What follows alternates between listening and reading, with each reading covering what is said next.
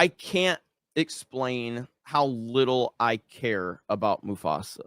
And this is all because of the 2019 Lion King, which is the most soulless, lifeless piece of shit like I think I've ever seen. I can't believe how bad that movie was, and I can't believe that it made 1.6 billion. Did you ever see that movie, Jay? No. Can I play this quick review of Mufasa? All right. I just got out of watching Mufasa, the Lion King prequel. Here's what I'll say. It is inherently more creative than its predecessor, solely due to the fact it is not just a shot-for-shot remake with a different animation style to it. Other than that, this movie was a chore to sit through.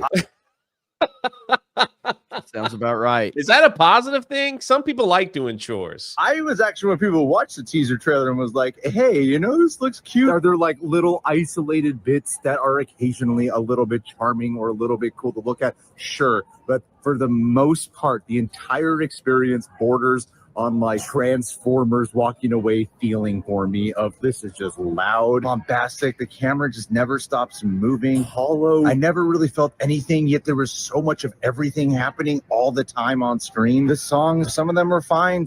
A lot of them are just kind of forgettable. My impression that I got is that they wrote an outline, then they had Lin-Manuel Miranda write songs to that outline first, and then they had a screenwriter fill in the rest. So this is, I think this is Real Rejects. Yeah.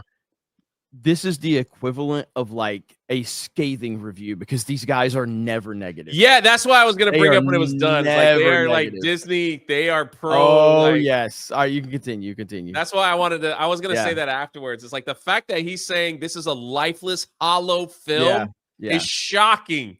Mm-hmm. That it's forgettable. Like all that's just pretty shocking. Around the songs, because whenever I lack the narrative, they're like, just chalk it up to the song. It's not just a Mufasa origin tale. It is also a Scar origin tale. Throughout the whole movie, you're like, I don't know how this Taka guy will ever become Scar. And then there's a plot thing that happens. You're like, okay, I think I see what they're going to do. So it's so telegraphed.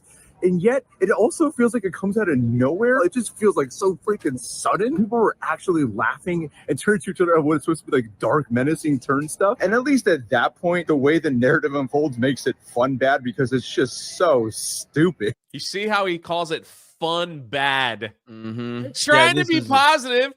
They don't want to lose their access, but it's like, I love the freaking word salads of the... It's fun, but it's bad. Yeah, you know, it's we're laughing because it's stupid. You know, it's like it's funny. That is the equivalent of a scathing negative review. Those guys are never that negative on a big Disney movie, never. So that's huge, actually. So that's what I'm saying. It's like if these guys are coming out and saying it's not looking good.